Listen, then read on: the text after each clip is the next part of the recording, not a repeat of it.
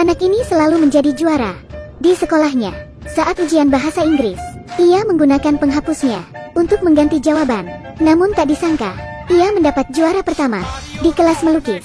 Ia tak sengaja menumpahkan cat. Segera ia membersihkannya. Ia menggosok kertasnya. Lalu sang guru menghampirinya. Gurunya terkejut ketika melihat karya anak itu. Gurunya kagum karena cat itu seperti gambar abstrak yang indah. Ini juga membuatnya menjadi juara pertama. Ban Chang menjadi salah satu penggemar anak itu. Anak itu bernama Afang. Menghadapi kenyataan yang aneh ini, Afang tidak tahan lagi. Saat ujian matematika, ia mengumpulkan kertas kosong.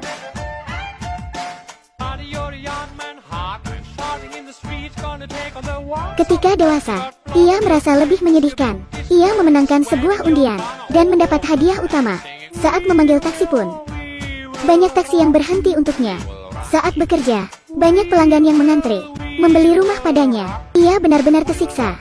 Dalam sebuah pesta, teman-temannya mengerumuni Afang. Lalu Afang memarahi mereka, tapi mereka tidak marah. Afang sangat terkenal. Saat ia pergi untuk membeli hotpot, ia menjadi pelanggan ke-9.999 di Taman Hotpot Feilin. Semua orang menyorakinya.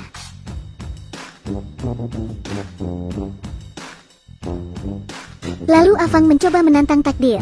Ia ingin menangkap pencuri dengan petir. Orang yang lewat pun memuji Afang. Hal ini membuatnya menerima penghargaan. Sebagai warga negara yang baik, Afang sudah tidak kuat. Ia memutuskan untuk menemui seorang biksu. Mendengar kehidupan Afang yang mengerikan, biksu itu sangat sedih. Biksu berniat untuk mengakhiri semua itu. Kemudian, kepala wihara pun muncul.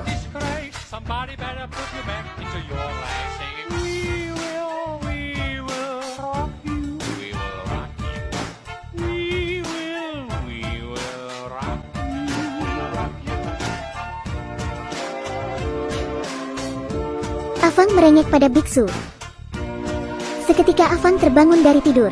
Ia sedang berada di kelas. Kemudian ia berkhayal lagi, melihat temannya menoleh padanya, lalu memikirkan masa depan. Saat ia tersadar dari khayalannya, ia segera duduk. Ia hendak membeli krayon baru, tapi uangnya kurang. Di rumah, Afang menemukan koleksi kartunya. Lalu ia menjual semua kartu pada teman-temannya. Akhirnya, uangnya terkumpul. Kemudian ia kembali ke toko. Krayon yang diinginkannya ternyata sudah habis. Afang sangat sedih, tapi baginya tidak ada waktu untuk bersedih. Aku tidak perlu sedih. Saat ia membuka pintu kelas, Afang melihat gadis pujaannya sedang bersama Mang Sangca, seorang anak yang pandai sepak bola. Afang sangat terkejut. Mengapa gadis pujaannya bersama Mang Sangca? Afang memandangi salju. Tiba-tiba, sebuah bola mengenai kepalanya.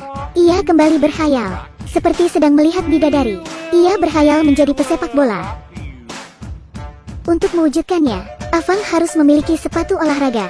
Afang kembali ke toko itu. Harga sepatu sangat mahal. Ia pun hanya bisa makan roti kukus dan minum air putih. Sedangkan musuh bebuyutannya, Ayuan, bisa makan sepotong daging babi. Ayuan makan 3 jenis masakan dan sebuah sup.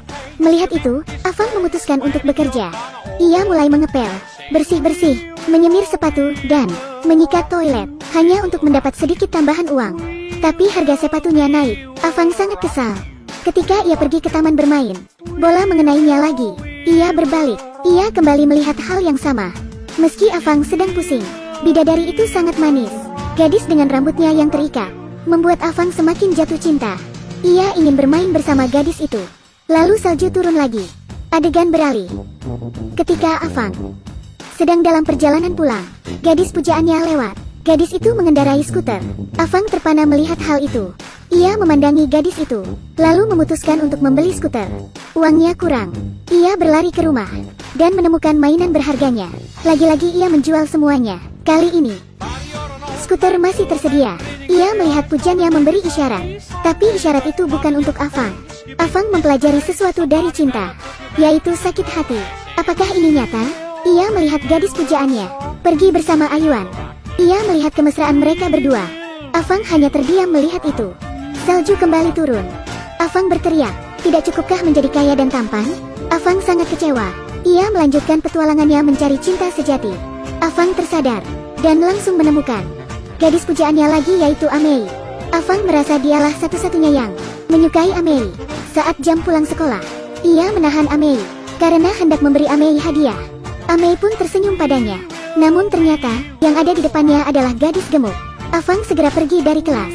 Tapi ia melihat Amei dijemput oleh ayahnya. Kemudian Afang menelepon Amei. Amei merasa senang. Tiba-tiba telepon itu dibanting oleh ayahnya. Ayahnya merebut telepon itu dengan kasar. Ayah Amei menulis sebuah surat. "Jangan kau ganggu anakku lagi." Ketika dewasa, mereka menonton film romantis.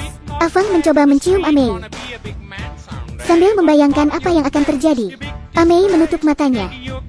Afang juga memejamkan mata. Tiba-tiba ayah Amei muncul. Keduanya sudah berpacaran selama 4 tahun.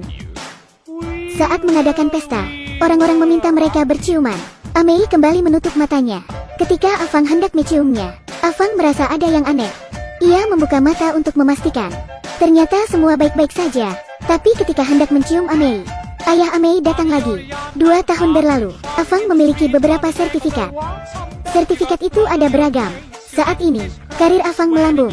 Tapi ayah Amei berkata, "Pria konyol, kau pikir semua ini penting?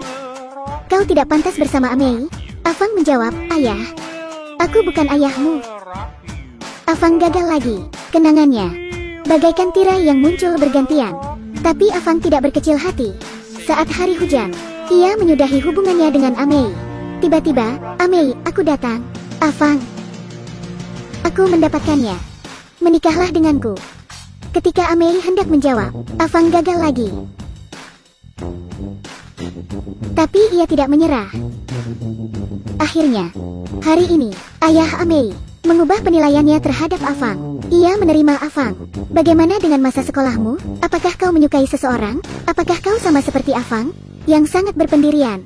Oke, sekian review kali ini. Jangan lupa follow, like, dan share ya. Sampai jumpa di video berikutnya. Bye.